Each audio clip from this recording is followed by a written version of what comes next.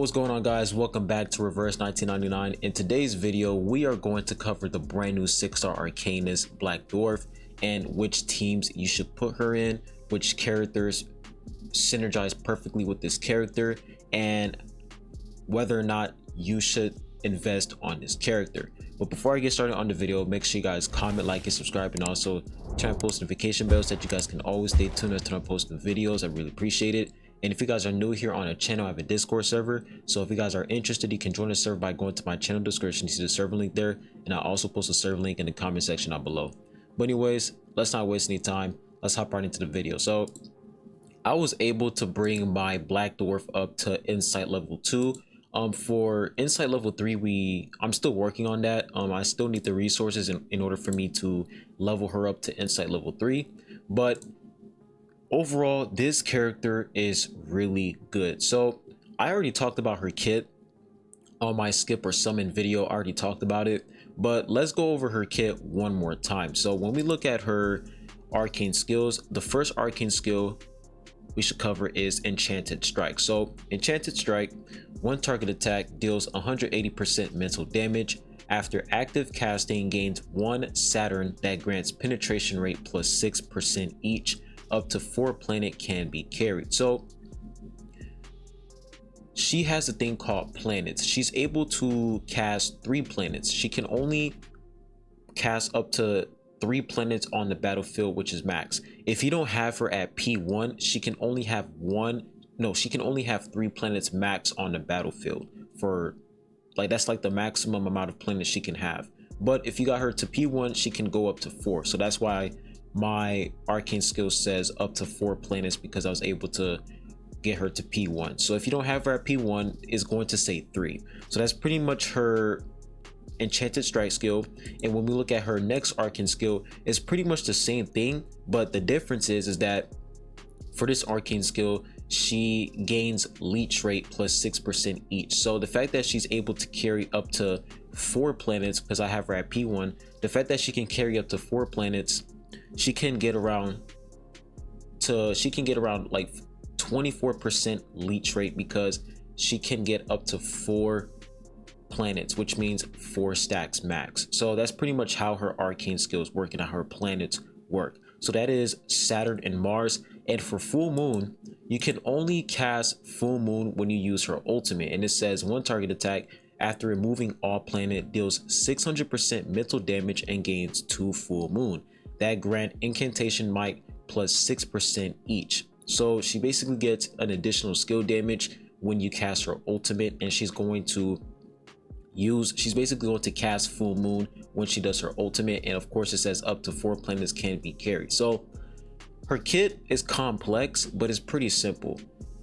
In order for you to get these effects, in order for you to get penetration, if you want to get penetration boost, like additional penetration rate for Black Dwarf, you want to cast Enchanted Strike so that she can put down the Saturn planet so that she can get the Saturn effect. If you want to get additional leech rate, you want to use Mythical Meteors so that she can get additional leech rate. And if you want to get that additional incantation might, you want to use her ultimate. So that's pretty much how her kit works overall. And like I said, if you don't have her at P1, you can only get up to 3 planets max. So that's how she works. And then when we look at her insights, now for Insight level 1, it says when the planet is removed, gains one of the following effects based on the type of planet removed: Saturn divination, Mars divination, or full moon divination. So for Insight 1, when you remove the planet, let's say she does her arcane skill, and the arcane skill was Mythical Meteors, right? And the Mythical Meteors, you're going to get the Mars effect, which is leech rate. If we look at her Insight 1, it says when the planet is removed, you gain one of the following effects based on the type of planet removed. So if you remove, let's say if the Saturn effect, if the Mars effect is removed, you're going to get additional leech rate. It's pretty simple. And then for her Insight level 2, you're going to get additional crit rate when she enters battle. She's going to get 10% crit rate, which is really good. And then for Insight level 3, it's pretty much follow-up attack. She doesn't automatically have follow-up attack in her kit. You unlock follow-up attack once you reach to Insight level 3. As soon as you unlock Insight level 3, that's when you're going to unlock her follow-up attack feature. And the way it works is basically when removing 1 to 3 Saturn, basically whenever she's removing a planet, she's going to immediately cast a follow-up attack on the target after she removes a planet. That's pretty simple. So that's literally her kit overall, and the best side cube for her, the side cube that I'm using for her right now is the one that we get in the event, the Carrot of a Heart. That's the side cube I'm using on her. It says when the round ends, if the carrier gains at least 3 moxie in the round, when casting the next ultimate might plus 8%. If the carrier gains at least 4 moxie in the round, this effect is increased to 12%. So this side cube increases her ultimate damage, which is really good, and you also get additional crit rate. So this side cube is really good for her. And if you don't want to use this side cube, you can of course use other side cubes. You can use Hopscotch because it can increase her incantation might. And then on top of that, it says for each enemy target defeated by the carrier, ultimate might plus 4% for the carrier, so you get additional damage. So there's a lot of other side cubes you want to put on her. This side cube isn't really good on her because it says after the carrier casts a single target ultimate, and if we look at Black Dwarf's ultimate, it does 1 target attack. So actually that side cube might be good for her because it has 1 target attack. So there is a possibility that this side cube can be good for Luxurious Leisure. This can be good since she does a single target ultimate. So in a matter of fact, yes, Luxurious Leisure is a good side cube for her because her ultimate does single target. So that's another good side cube you want to put on her. I'll say like the top 3 is this, the event side cube, Hopscotch, and Luxurious Leisure. Those are like the top 3 for her, and of course there's other ones as well, but I think this is pretty much the best side cube for her. Now for her portraits, it's pretty simple. For P1, up to 4 planets can be carried. I was able to get that. If you guys haven't watched my summon video, I was able to get 2 copies of Black Dwarf. It was hype. And then for P2, it says after casting the ultimate, if at least 3 full moon are removed, gains Empower Incantation 2 status for 3 rounds. And then for P3, you can just increase the amount of penetration rate she can receive. For P4, you can increase the leech rate she can receive. And then for P5, you can also gain 4 full moon that grants Incantation Might plus 9%. So basically her portraits allow her to do a ton of more damage. So that's pretty much her kit overall. I have her at Resonance level 7. Now let's go ahead and talk about teams. So the team that I'm using for her is Tooth Fairy and Pickles. Now this team is really good for her, and the reason why this team is really good is because Pickles is going to increase her damage, and she's a DPS character. Increasing damage is really important. So let me go ahead and take out Eternity, and let's go ahead and put in Black Dwarf. All right, and then let's take out DK and let's put in Eternity here. So this is literally like the best team you can put for her. Tooth Fairy, the reason why Tooth Fairy is really good is because Tooth Fairy will basically increase her crit, because when we look at Tooth Fairy's kit, when we look at the debuff, it says critical resist negative 25%. So this allows Black Dwarf to do more damage because she can land more crits. And then on top of that, Tooth Fairy will just purify your whole team when she does her ultimate. So overall, Tooth Fairy is just a really good healer for Tooth Fairy, no, not Tooth Fairy, but Black Dwarf. And then for Pickles, like I said, Pickles, he provides that additional damage bonus. When he does his ultimate, it says deals 500% mental damage. After that, damage dealt plus 30% for all allies for 2 rounds. That is really good. Like, that is really good. That additional plus 30% damage dealt for all allies for 2 rounds is really good for Black Dwarf. So that's the main reason why Pickles and Tooth Fairy, they're really good. Now, of course, if you don't have these 2 characters, you can use Sonetto. Sonetto is pretty solid because she can increase your team's damage dealt, and on top of that, she can reduce the amount of damage the enemy can take. And then you can use DK as well as a healer. DK is not a bad healer at all. And you can also use Beacorn Bloom. There are so many other units you can use with Black Dwarf. As long as you have a character that can buff up Black Dwarf's damage and allow Black Dwarf to do as much, like basically crit as much as possible, you're set. Beacorn Bloom is really good with her as well. So you mainly want to focus on support units who can buff up Black Dwarf's damage, because she's going to be your main DPS. So that's pretty much the team you want to form for Black Dwarf. You want to form basically healer, support, and then Black Dwarf. And then for your fourth character, you can put another DPS character just in case Black Dwarf dies. So I just put Eternity, or I can put Centurion. It doesn't really matter. But the team that you really want to form is Tooth Fairy, Pickles, and of course Black Dwarf. That's what you want to pick. But honestly, I don't even want to waste my stamina, but I'm going to do this for you guys. So we're going to go ahead and showcase her.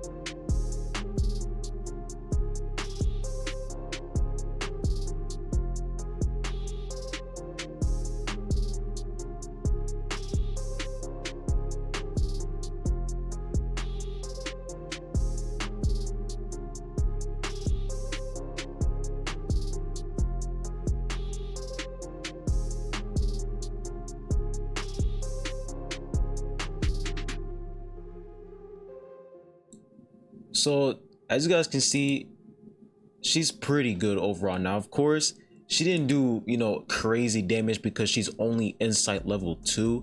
So I'm gonna have to wait to level her up to insight level 3 to see her true potential. But as you guys can see, she's doing around like 35,000 damage.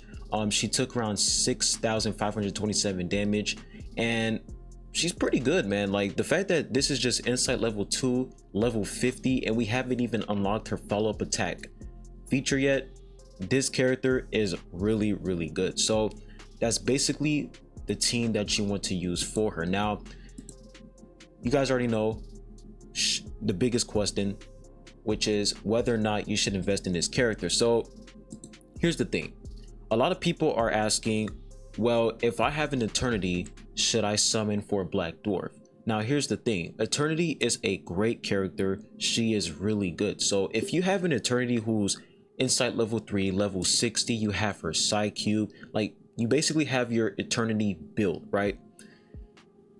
I would definitely say that Black Dwarf isn't a requirement if you have Eternity. Like if you have a DPS character that's doing amazing damage on your account and is, you know, absolutely carrying your account, for example Centurion or Eternity, then there is no reason for you to summon for Black Dwarf, because you already have, you know, other good support, I mean not good support units, but other good DPS units that are basically carrying your account.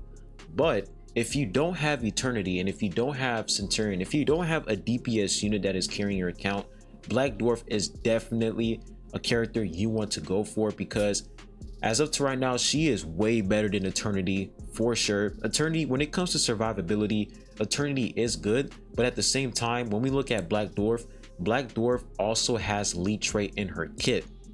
As you guys can see, she has leech rate right here for mythical meteors. She can get up to like 4 stacks, maximum like 24% leech rate. That is really good. So her survivability is on par with Eternity because she also has leech rate in her kit, and she has follow-up attack. She can do bursty damage, so she can do way more than Eternity. Eternity can do more damage, not more damage, but she can do good damage. But compared to a character like Black Dwarf, who's only at insight level 2, and she's already hitting around like 35k in total, this character is crazy. She has mass attack, she has single target, she has a lot of things going on in her kit. She has penetration rate boost. There is just so many things happening that I feel like Black Dwarf already surpassed Eternity. Like she already surpassed her, which is 100%. Like I'm 100% sure that she surpassed her, and I feel like she also surpassed Centurion as well, because let's be honest, this update is specifically focused on mineral characters. So for this update, of course Black Dwarf is going to be, you know, the top DPS unit because, you know, she's the featured character. But I feel like even after this update, she's still going to do really well in the meta. So overall, Black Dwarf, really solid character. Should you go for this unit? If you want to, go ahead, because I know for the next update we're going to have another cracked DPS unit. I think it's 6 or 37, I forgot, but for the next update we're going to have some pretty insane units. So if you are planning on saving your clear drops, don't be afraid, because for the next update there's going to be some good units. So I would definitely say that Black Dwarf, she isn't a requirement, but if you are in desperate need of a DPS unit on your account, Black Dwarf is definitely a good character you want to pick up, because she can do a lot. She can do some good damage. But there is one thing I also want to warn you guys, is that if you don't have her at P1, like if I come over here, if you don't have her at P1, her gameplay can be a little bit clunky because she can only get up to 3 planets maximum. So it's going to be hard for you to get, you know, 3 full moon stacks when there's only 3 planet, like when you can only carry up to 3 planets, because trying to get the 3rd planet, trying to get a full moon stack, like trying to get 3 full moons, is going to be kind of hard unless you have her at inside level 3, but it's going to be kind of hard. So I would definitely recommend you guys, if you're going for Black Dwarf, you want to at least get P1 so that you can enjoy her, so that her gameplay can be a little bit more smooth, and that you don't have to really worry about losing a bunch of full moon stacks because you can only carry up to 3 planets. So the fact that she can carry up to 4 planets with P1, I feel like this really makes her good overall. The P1 makes her really, really solid. So that's pretty much Black Dwarf. Really good character, amazing character design, And I'm not gonna lie, man, this update has been absolutely amazing. This event was really cool. I like the way they did this event. It's way different from the previous events we've had. So yeah, really solid character. But anyways, I'll be ending the video at that. Make sure you guys comment, like, and subscribe, and put your thoughts down below in the comment section what you guys think overall. I appreciate you all for watching this video, and I'll be catching you guys on the next one. Peace.